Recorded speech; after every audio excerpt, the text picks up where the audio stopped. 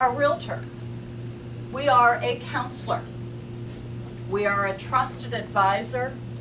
We are an advocate for our client.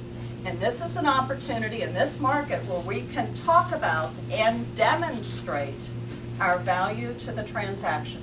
Because one of the things I've always said, when you get to the closing table, what is the second highest amount on the HUD statement?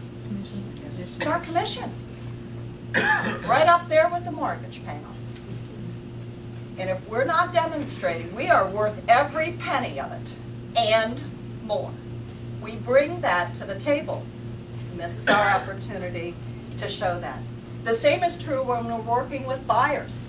In fact, I've contended that we need to change our role, consciously change our role in this market to show that we have the knowledge, we have the experience to help them financially qualify for a loan. Guide them as to what they need to do. There may be somebody today in our sphere, or we are referred by a sphere to work with someone who may not quite be ready to buy a home. But it's our job to make sure that we help them get to that point. So they may not be able to buy today, but maybe they'll be able to buy in 13 months from now. That's a service that we can provide that has long-term payoffs for that. So it's not just helping the buyer financially qualify for the loan, it's helping them evaluate the properties, composing the offer, negotiating inspections, and getting to the closing table successfully. Now more than ever, buyers and sellers look to someone they can trust with their most valuable asset that they own. Most people's homes are the most valuable asset that they own. Reputation is key and is only built one person and one client customer at a time. Maintaining that reputation and rapport is so important, and I think that's where we tend to fall down on the job. We do a great job during the transaction. In fact, my mother pointed it out to me. Mothers always have a way of pointing things out to you. But I had the opportunity to sell my parents' home a couple of years ago and help them buy another home. And her comment to me, after the closings, we had the closings were a week apart, she said, "Gee, I haven't heard from you since we've closed on the property." It had been a couple of weeks.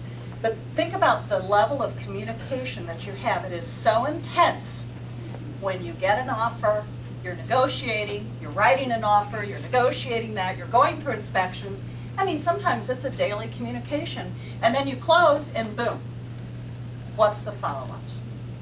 So you have a great reputation going through the transaction, but maintaining that reputation and rapport is so important after the transaction. In fact, so important today in an age when it's so easy for a consumer to get to another realtor with nothing more than the click of a mouse. And one of the things that's important is that we need to make a conscious and consistent effort to preserve that relationship.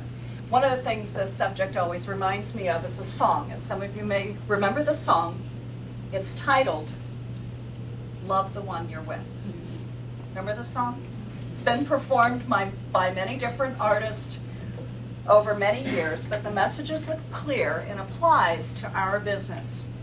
If we are not top of mind with our sphere of influence, be it our clients, past clients, our friends, our family, they're going to love the one they're with. The person they walk into the open house and meet. The person who's been sending them a postcard or a newsletter of some sort, and that person has become top of mind. And it's important that you remain top of mind. Why would you waste a transaction, the relationship you build with a transaction, simply by not following up with those individuals? One salesman contends, a very successful salesman, the sale really begins after the sale, not before. Because it's easy to maintain that relationship during the transaction Maintaining that relationship afterwards is the hard part. And so the follow-up on a regular basis is key. Now you're probably going to say, well, that's going to cost me money. Well, it shouldn't have to cost you money to stay close, depending on what you do. Time and time again, it's been proven you can provide lots of different touches in a very cost-effective way that mean big returns to you in the form of referrals. I forgot that slide. We don't want to go with love the one you're with.